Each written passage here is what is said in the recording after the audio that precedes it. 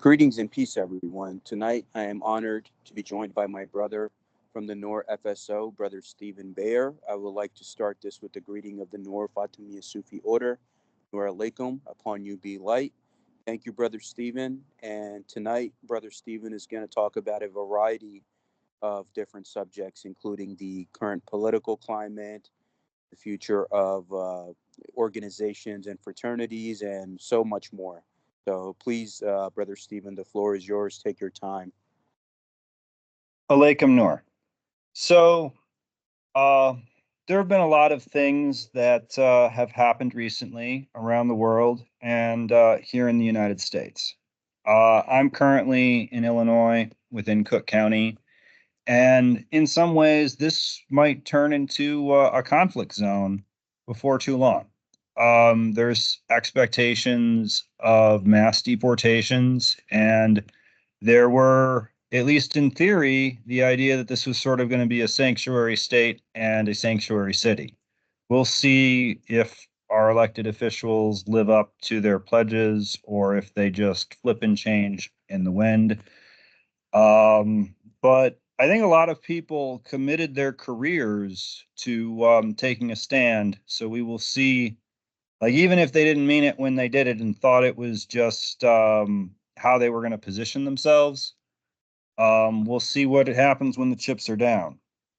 I want to prepare to be able to make a difference, depending on how that happens.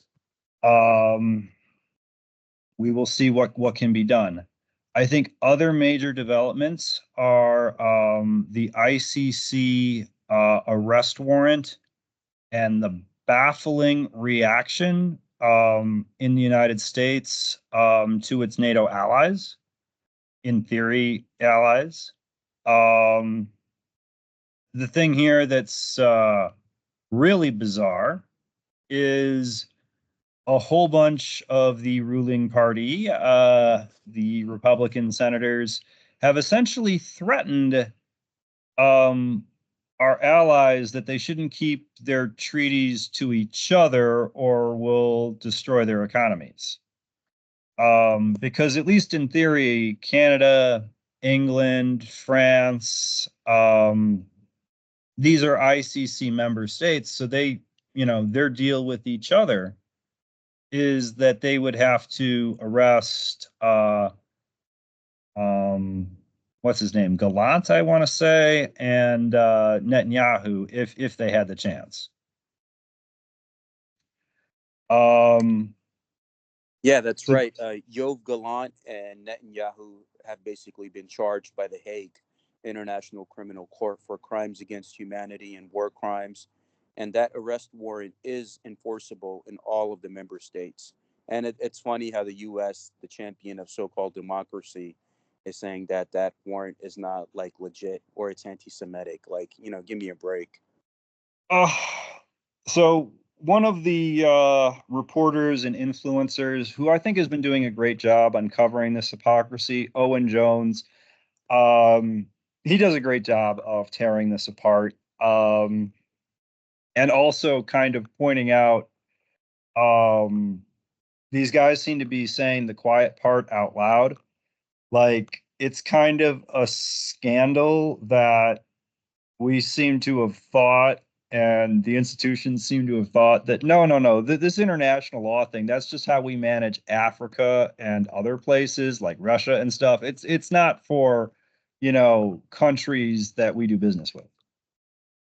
So that's like it almost seems like they forgot how problematic and hypocritical that is to their own positions when they're sort of saying, no, this isn't what the court is for. Um, Other actions that I've been following that I think are more insidious and disturbing have to do with potential use of what I think can be called psychological operations or fake news to create military recruitment. One of the things that I've been tracing, it's really bizarre. It seems to involve a bizarre crossing of propaganda and it cultural appropriation.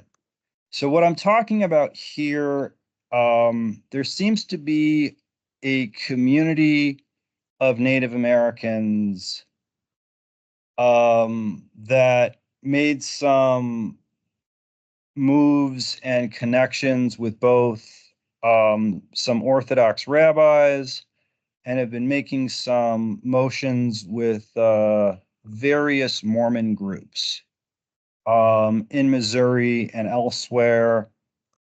And the thing about this guy is he's a veteran, a former Marine, seems to have done some dirty work for the military back when they were paying for that.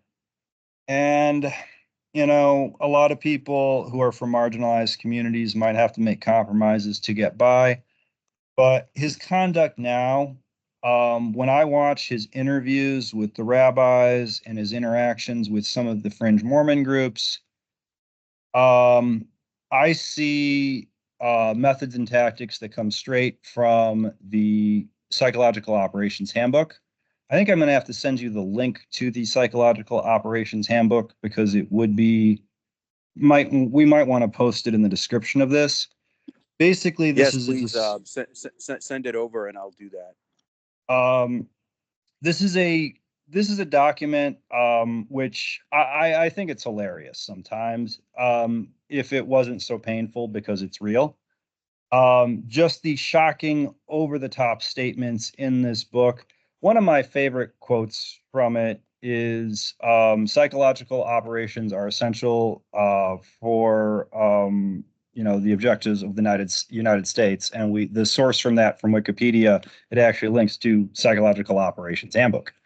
If one looks up psychological operations in the USA. And it's just great that people who literally are telling you they're going to lie source themselves as why it's essential that they do that. But what this seems to be is a bizarre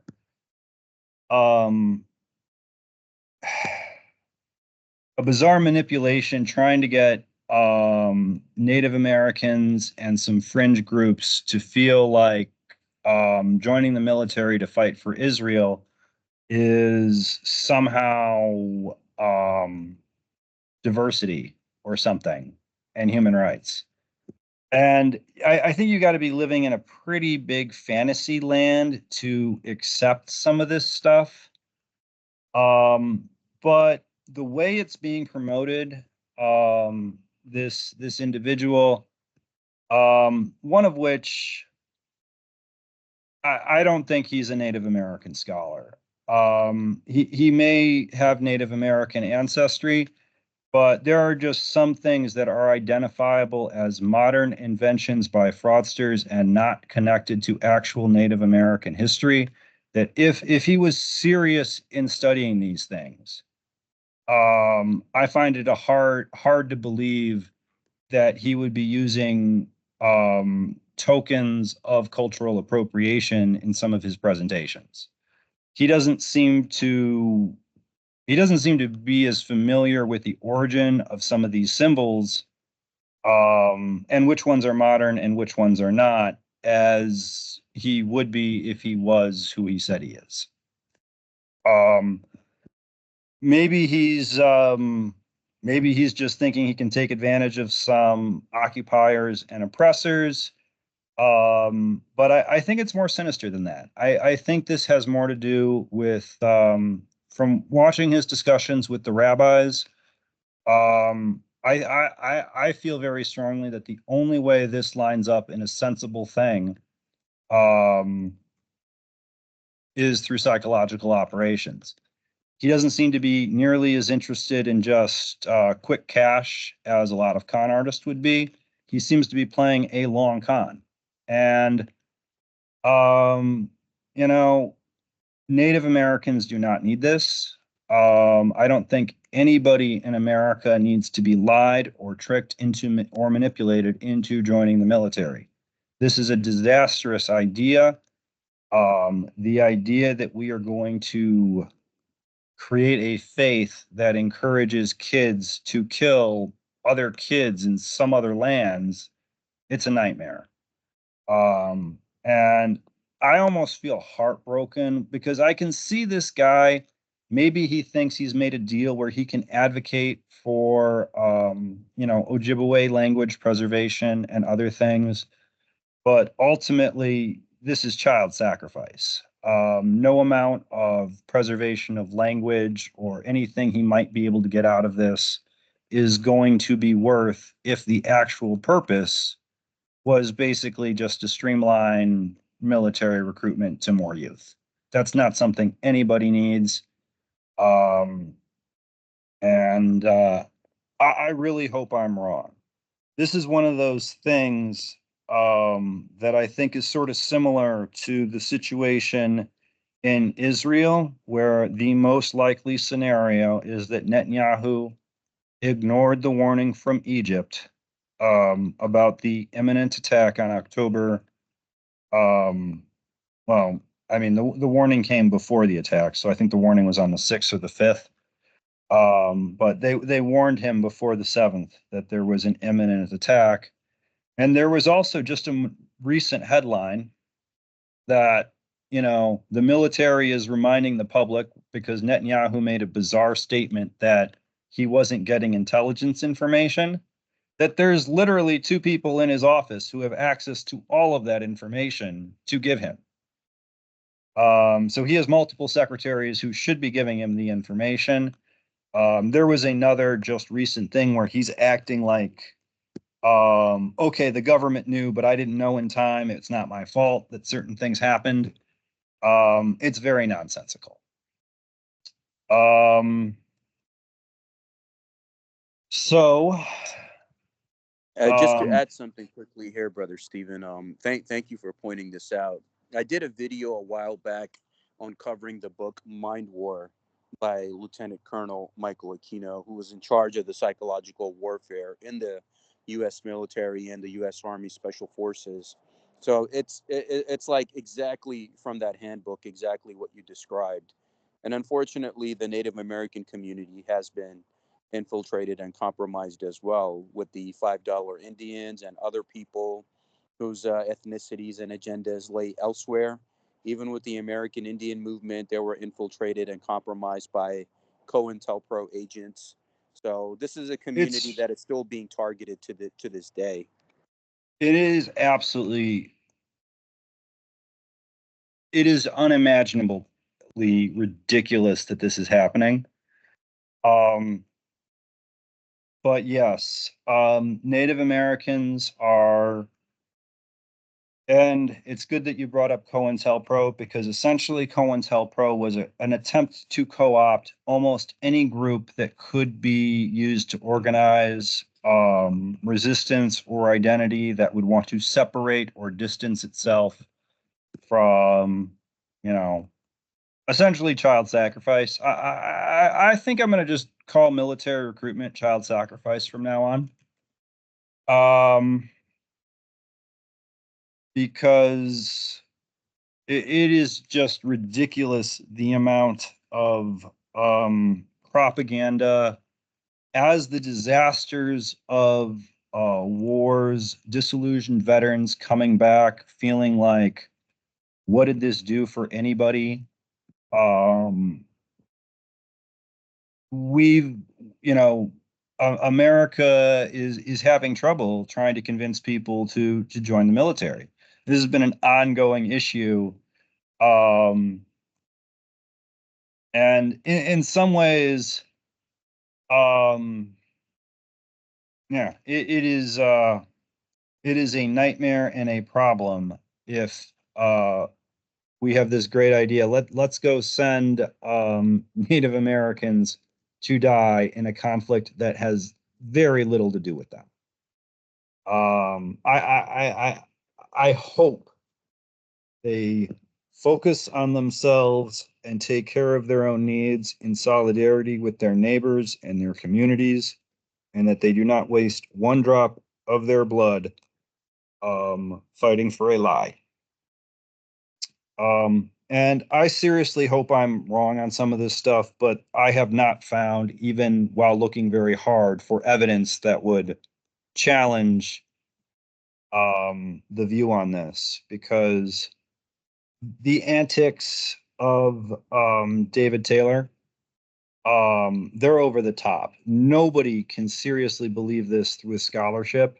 And if you actually are studying these symbols, you can trace some of the history, and it does not line up. It's very clearly, I think, fan fiction, and not even good fan fiction. It's just a straight line to, we're all on the same side, join the military. Like, no, we ain't on the same side. There are winners and losers right now in America, and a lot of people, there are people who are invested in that division and keeping people down and getting somebody else to sacrifice their children instead of their own. Really, I don't want anybody to be sacrificing youth for conflicts that do not help them and are not just. I think so too, and that's why military recruitment centers are always going to be in minority neighborhoods and black and brown neighborhoods across the United States. That's the unfortunate truth. And even the predictive programming, it's like in the post 9/11 world, where even in the professional wrestling world, right? They had Cena become like this military superhero who never loses, right? Never give up, never quit. That mentality, wearing military type cargo pants and clothes with the buzz cut. That character that he played inspired a generation upon generation in the post 9/11 world to join the military. I'm telling you, because I grew up as a part of that generation, and it's all connected. Like, Oh yeah, Linda McMahon. I think she's going to be the head of education now.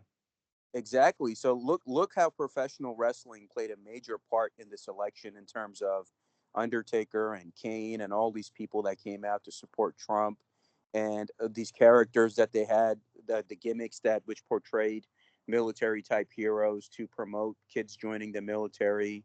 So that whole apparatus is connected with psychological warfare, the CIA, propaganda, Hollywood. It's all interconnected. All of these studios. Yes. There's this great episode of The Simpsons where they Bart becomes a pop star and the Navy is using his music video for military recruitment. I like to joke about Katy Perry's song about joining the military and leaving, turning down a marriage proposal. It's one of those great examples of trying to make it like liberal to join the military.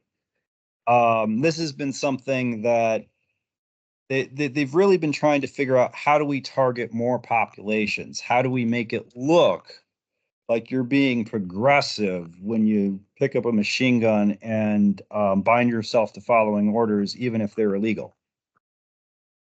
Um, which, yeah, that's not something I recommend. Do not follow illegal orders, and don't get paid to kill people. Um, if you've got to defend your community and defend your family, that's not what I'm talking about. But, um, getting a paycheck to kill people, not a good thing. Not going to try and say that I consider that honorable. Want to tell people who have made mistakes that it's important to have solidarity with the poor.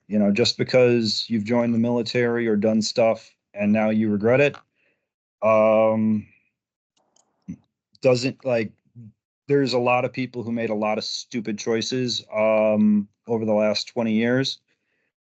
I have to say though that when one finds oneself, one has made a mistake, that's an opportunity to change. And I see a whole bunch of veterans that are actually in the peace movement. I see a lot of veterans that are critical of Israel methods and occupation. But obviously, the culture of a lot of these institutions has become very triumphant, right wing, to the point of sadomasochism. Like these guys are just hurting themselves to hurt others. Yeah, it's Uh, like even patriotism is now associated with racism. Like, show me how patriotic you are, and it will show you who you really are. And that's the unfortunate truth. Which goes to my next question, Brother Stephen. Now that we have Trump in his second and final term, and MAGA has officially taken over everything, the presidency, the Senate, the House, Congress, Supreme Court, majority governors. Where do you see this going? Because now he's got nothing to lose. He got his second and final term.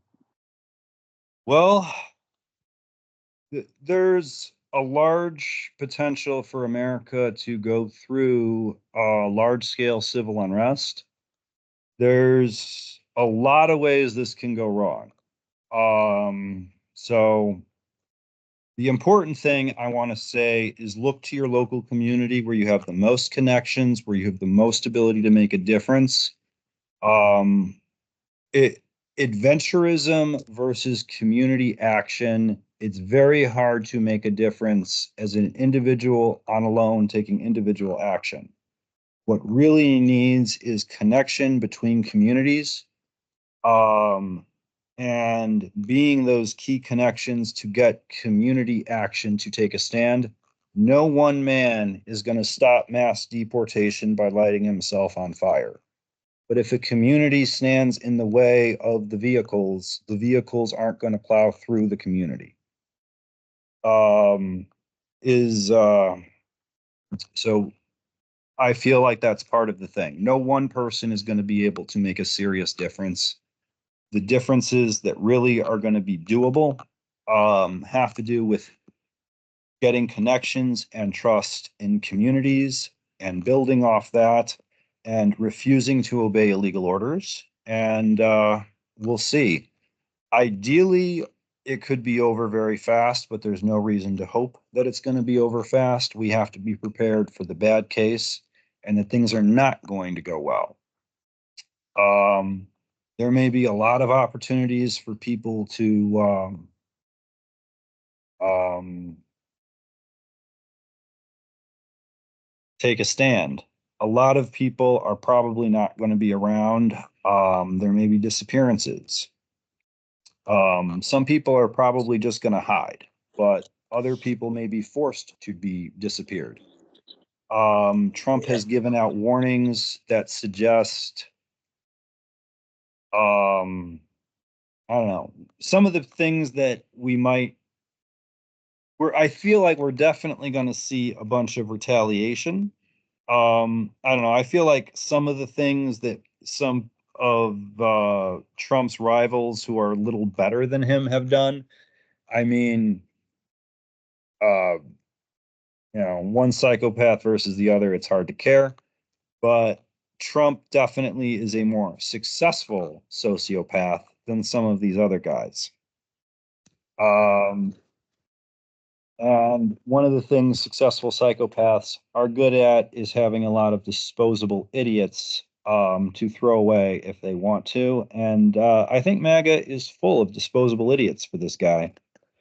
I don't Well, think that he, that, that that that makes sense since Trump came from that New York mob boss mentality, being in New York and Chicago, and he grew up in a time of America where he could have gotten away with a lot of stuff.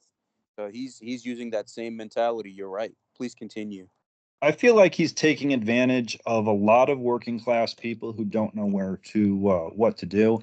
I don't want to be too much about focusing on how stupid they are. Really, why they're not seeing what's right in front of them is, society keeps you running in a loop. And I think a lot of people, if they have jobs, if they've got people depending on them, they are so busy they can only pay attention to what matters to them in the current situation. And that makes it very easy for demagogues to take advantage and manipulate them. So while I sometimes say that it's stupid, these people are victims and they're being tricked and manipulated because they're vulnerable. if they're working class. I think people who are above that, there are some people who are full-blown sociopaths in this movement. But I also think that a lot of people who got sucked into Trump just looking at the numbers were actually voting for the other party, but they found the other party completely abandoned them. If I understand it, Trump actually won Dearborn, Michigan. So many Muslim voters stayed home and did not vote for Harris because of her antics in this last year really showed them that, there really was no difference. I think in some ways there is a difference on how they would have managed things, but I can definitely see why a whole bunch of people just didn't care enough to support her. Because they didn't see there being over time, a big difference between one or the other. Um, However, Trump is likely to be much more interested in causing problems and dragging people down. I don't think he's going to reward Dearborn for not for the way it voted. Um, but there's a whole bunch of things like when one looks at the numbers. I think the one where they showed the map of like counties where Harris outperformed Biden from the election before, and she hadn't outperformed Biden in a single county. So Democrats, progressives were so demoralized over the way the war crimes and the abuse have just been blatant. The hypocrisy has been blatant. And I think that the hypocrisy on the left really paved the way here. And one of the things we're going to see is people swinging. Now that we've got bad cop, you're going to see a whole bunch of people swinging to good cop. And good cop is just sort of using them for money and possibly military equipment. And yeah, there's a lot of things that are going to go wrong and go very badly. So I wanted to talk a little bit about a local issue that also is a national issue. Um, so it does turn out I was correct about something. Nick Fuentes, who is an obnoxious right-wing troll in theory, who had eaten with Kanye West and Donald Trump, and who had received a massive amount of Bitcoin before using his loud phone on the Capitol on January 6th, and being under FBI investigation. So yeah, it turns out he is local. I kind of suspected that because I noticed on his fundraising page he had a local bank for his PO box. His mother lives just a few blocks away from where I am currently, and he's currently living about a mile and a half from where I'm currently at. However, um, the way things have gone, it's a little bit strange. So Nick's background is he went to this high school where I also went, and it was a high school where I was protesting military recruitment.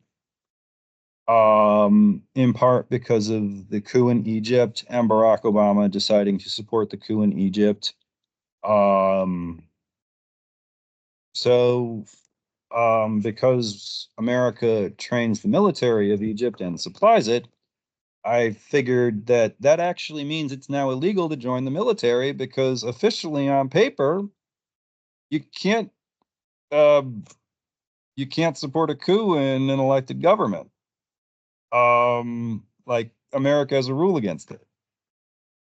Of course, this is just a rule we've chosen not to recognize, but Yeah, so that was my complaint about military recruitment after the Egyptian coup. And so Nick, I don't know.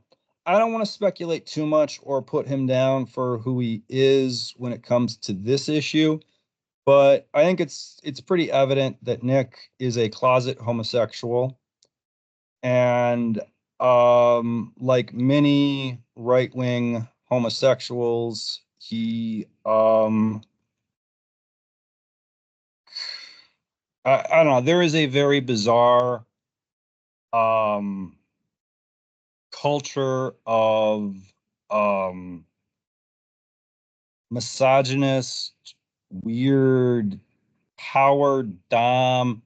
They never want to admit what they're actually into, but I don't know. You can review some of Nick's statements about sex being gay with women or something. His statements are just very bizarre.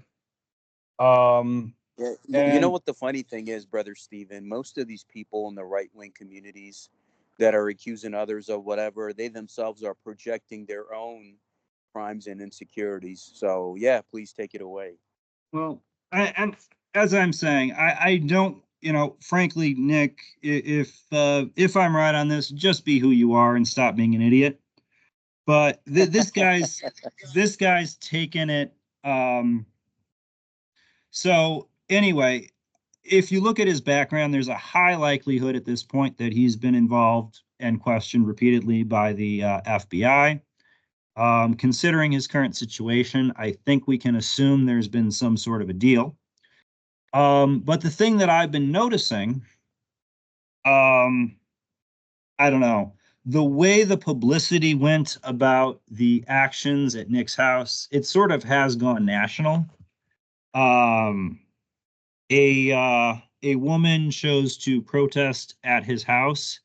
I highly suspect this woman is kind of so one of the things the government does when it's doing these sort of war games, antics, and psychological operations is they'll have one informant represent the left, one informant representing the right, and have them kind of go head to head and polarize both sides to try and gain control of a conflict.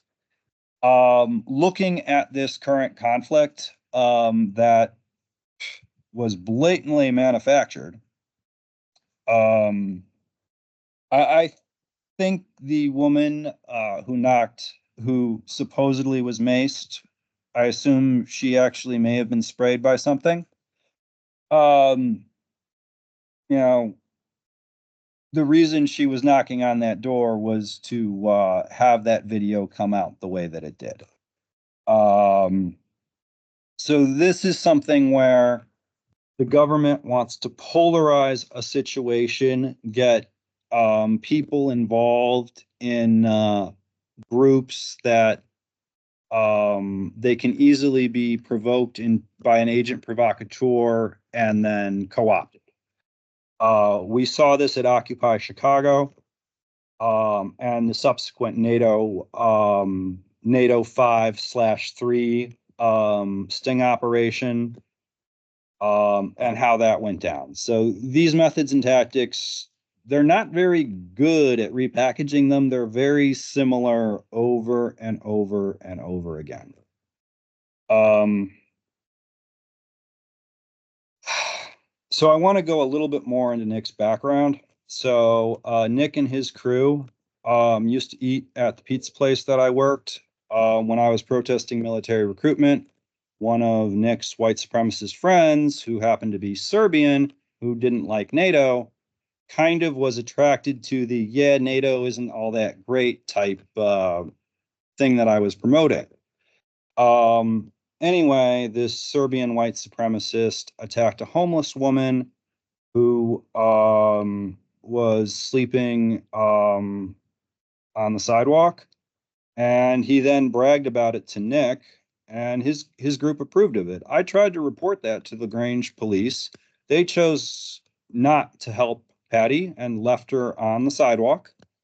Luckily, Starbucks which was a local business she spent a lot of time at.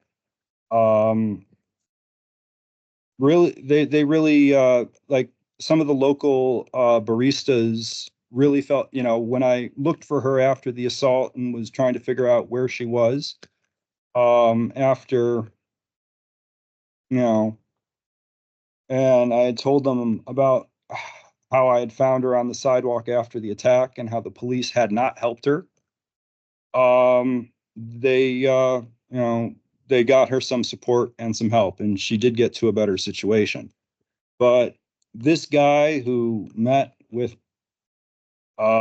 Trump literally was involved with, you know, a hate group violence, witness, these guys did not bother to hide their crimes, you know, like Nick thought this was funny. Um, I don't know what that Serbian guy's name was, but he was closely associated with Nick in this area for a while. But Nick being sort of the leader of that group, I think an excellent case can be made that should have been um, a RICO. There is no reason why he shouldn't have been charged at that point, and the LaGrange police should have taken the report. I attempted to resubmit it through the homeless shelter, and that's still in limbo. But that's the kind of people that end up being informants working for our government. Um, People who are getting immunity deals after they form a group of street fighters to beat up homeless people. So great job, FBI. Great job, CIA, with your informants and your assets. Our intelligence community is great at something, I'm sure. Um, Yeah, majority of these people are just criminals. It's like what they do with a lot of Muslim people, supposedly, right? They'll find somebody mentally ill and try to set them up in a fake sting operation just to make it seem like that they're fighting terrorism and fighting crime, just to yeah, improve their budget and make it seem like they're doing something, but they're just setting up innocent people. there was one where they took a hot-headed person of color and convinced him he could be a true member of the cause if he pushed a button at Wrigleyville. So it was one of those ones where hey, we'll give you the bomb if you push the button. Like literally, Exactly. Family Guy made a lampooning thing about this type of sting operation. Um, where Peter accidentally ended up blowing bombs up over his phone. Um, I remember that episode. but yeah, that type of we're gonna give you the bomb, you use the phone. If they're doing that, um, that's the FBI. I love this because I have First Amendment protection for blowing the methods and tactics. Because if you join a religious organization that requires you to be honest, you no longer like there are certain things that if you're not a conscientious objector on honesty, technically you're not supposed to mention the methods and tactics of spies and blow their cover, but no such obligation can be applied to a person of faith. I second that, and I'm right with you. And it's unfortunate because these type of informants and COINTELPRO, they're all like, if you look at the truth community, the conservative community, the occult conscious community, the podcasters, the content creators, even that Dietrich character that I was dealing with from San Francisco, like they're all a part of that. I mean, they're just out there trying to identify enemy of the state, peddle misinformation, dox people, and get people in trouble. It's who these people are. They're little better than they have a mind of a predator, but their behavior is scavenger. Yeah, yeah, that's right. And I think the Germans have a word for that. It's called a pig dog. Yep. Um, Which goes into my next question, Brother Stephen. You covered everything in a vivid and beautiful manner. which goes to my next question. What do you see the future of organizations and fraternities in America and across the world like? Will it be different state by state, or red area, blue area, or due to AI and everything changing education, the system as we know it? How do you see the system going forward, especially where elements of racism refuse to go away? I think there's going to be a balkanization, and what kind of state you are in is really going to matter. What kind of community you were in really will matter over the next 4 years and possibly longer. Um, so some of the differences I've seen. So I'm in Illinois, and even when we had a Republican governor, he was a very different Republican than a lot of the Republicans from other states.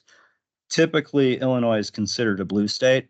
Um, and Chicago, for the most part, you're going to get Democratic leadership.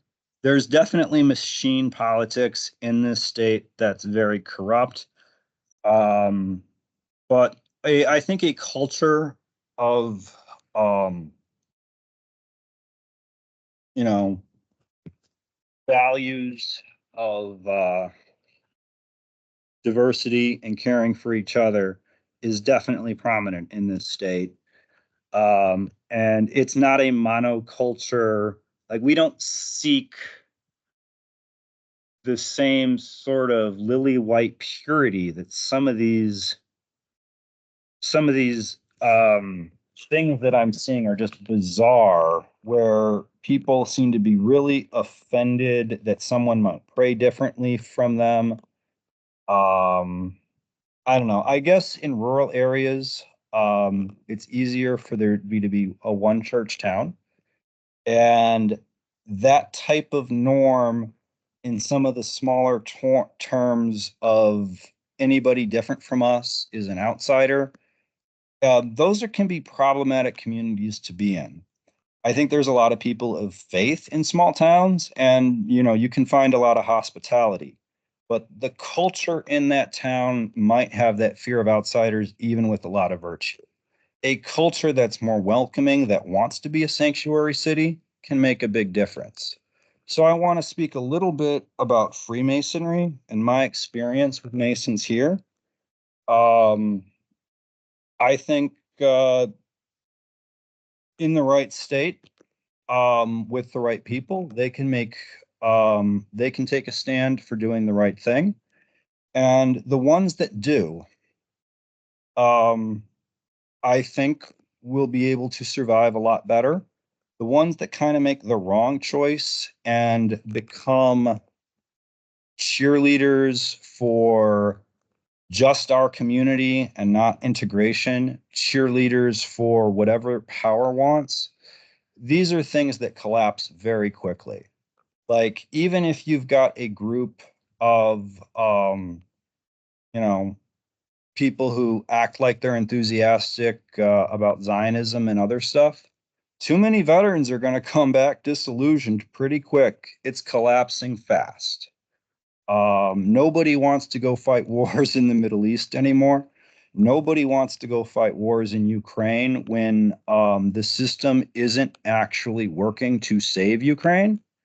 Um, like, if it actually looked like we were committed to winning and resisting, as opposed to just showcasing weapons and wasting time, I think it would make a big difference. Some of the things that I see in Masonry, like, for instance, the Belarus newspaper guy who got arrested in Belarus for, he was a Mason, and Masons rallied around him. He took a stand for truth in a society that was being abusive and facilitated an aggressive war, and he did what was right. And when people come together seeing that kind of stuff, to me, that's what real fraternities are for. Supporting each other in dark times. I think a lot of the feel good fraternities um, are going to drift apart. if there's not a common interest of caring for each other, there's very little reason to have a group. You can't get a bunch of scavengers together to eat a meal. Nobody will clean up it. The scavengers will fall apart when there's. But I certainly think that a lot of the communities that will work together, they've got to be prepared for serious stress right now. What I would like to see is institutions working to make connections so that the blended families that we have here, there's lots of people who are on multiple sides of different cultures. If we're going to survive as a state, here in Illinois, I think it's going to be important for us to stand up for each other and support each other. And I don't know. I certainly think that it's potential we might take a stand and that this might be ground zero for the next civil war. But I think there's a probably bigger chance that things will fold. A lot of the police in this state tend towards Republican, even if the state itself has a tendency to tend more Democrat. So it may be that there's nobody who will that the people have to do this on their own. That we can't count on the government protecting us. Not that we ever could. But I think that any community that can make connections should be looking to make connections with their neighbors, because we don't know exactly how the enemy is going to play their hand. That's a great point, brother Stephen, and that's absolutely right, because anytime disaster breaks out, the federal government always says that you have to start at your local level. So they themselves are giving you the solution, is that don't depend on them, strengthen your local neighborhoods and communities and work from there. And I think that's absolutely true. Which I think now what do you think of all of the people that are currently freaking out about like the next 4 to 5 years, and some are even getting passports and visas to go to other countries? To me, I mean, the advice of the FSO, I believe, actually is to get out of America if you can. I don't feel that Yeah, I can. if it's like within your means to do so, that is exactly what is being advised, because this place really doesn't have any future the way things are going. Yet you will have good people who will hold on and fight the good fight, such as yourself, but majority of it looks like a lost cause. I think if you have a family, it makes a big difference. I'm single. I don't have any children, so I feel like staying and fighting and doing my best makes a lot of sense. I think if someone has dependents, you know, gotta be the fight for the children. One of the mandates that we take very seriously is the mandate of youth protection. It's foundational, and so that's what I would say is. On the other hand, like if you do not have, you know, if you do not have children and you can stay, um, I wonder if everybody runs away from America.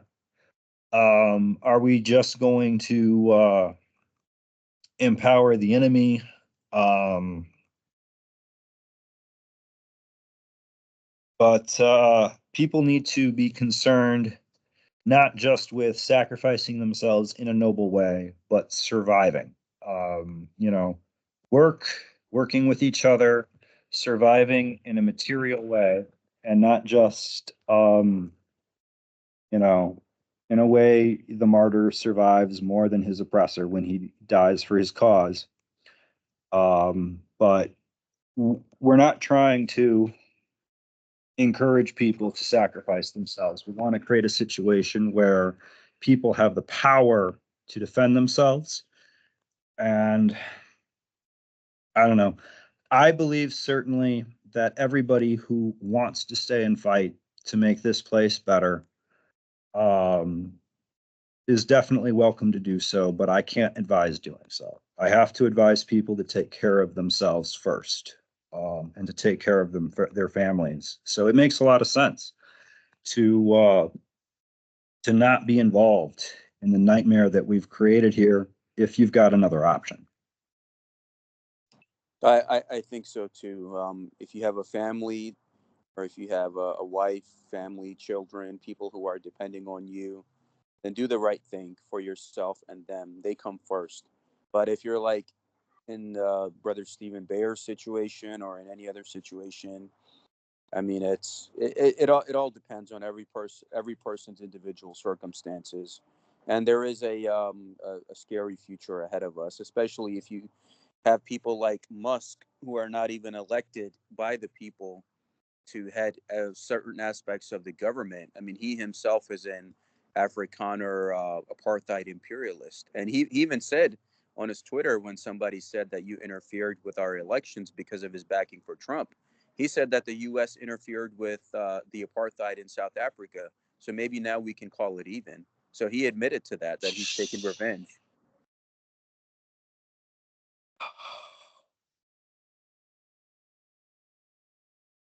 Yeah, Musk is one rich child. Um, like he does not seem to have the maturity of a boss to treat an underling as a person. Mm-hmm. Um, he is a victim of his own brilliance and his own success, and he's not even as brilliant. Yeah, he's smart, he's bright. He's not magic. He doesn't seem to be solving problems other than just having, you know, a lot of his money was inherited, to my understanding. He did build it well, but he came from a super rich family, right? Have you seen his father? He's got those arched eyebrows like Aquino, right? So a lot of these Satanists, like, they have this like arched eyebrow look, right, to reveal themselves to you. You know, uh, there may be something to that. I do think it's important not to give the devil and the spooky stuff too much power. But yeah, there's something dark and vile there. My understanding is when dealing with egregores and spiritual phenomenon on the darker side, one of the things our Sheikh in our teachings of the Fasus al-Hikam, uh, I say things wrong. I just had a tick. I'm sorry. Sorry, Tourette's. Yeah, yeah, no Okay. worries, brother, no worries. As we're But as we're as we're these approaching the 1 hour mark, sometimes. Oh, yeah, sorry. yeah, as we're Um, approaching the 1 hour mark, please use the rest of this time and take your time, and no worries. Just address whatever you need to address. I think one of the important things when dealing with these pawns of Satan, and I think we can safely call them that, is don't imagine that these guys have that much power. Disregard their dark power, and their power goes away pretty fast. Like there does seem to be something evil in these guys' faces. You can't even like look at them and feel a connection, like they have a soul behind it or an ounce of caring, because really they don't have any empathy. They're looking past you. You're an object in their way. um that's sort of how I feel about them. But I think the real trick is, they want us to feel like evil is powerful and scary, but ultimately it's a big baby throwing a temper tantrum. Like, when these guys are all sinister and dark, just do what's right and ignore what's, ignore their attempt to perceive to look powerful. And we can get past a lot of the darkness with that. I'm not going to say it's going to win the big battles. Doing what's right isn't going to stop a tank if the tank is determined to run over you. Um, but making a difference and taking a stand for each other matters more now than ever. And the groups that take a stand for each other and their communities are going to be able to survive and reinvent themselves in a better new world when this is past. If we sell each other out, just look to ourselves. It's a pretty dark world that we all inherit. And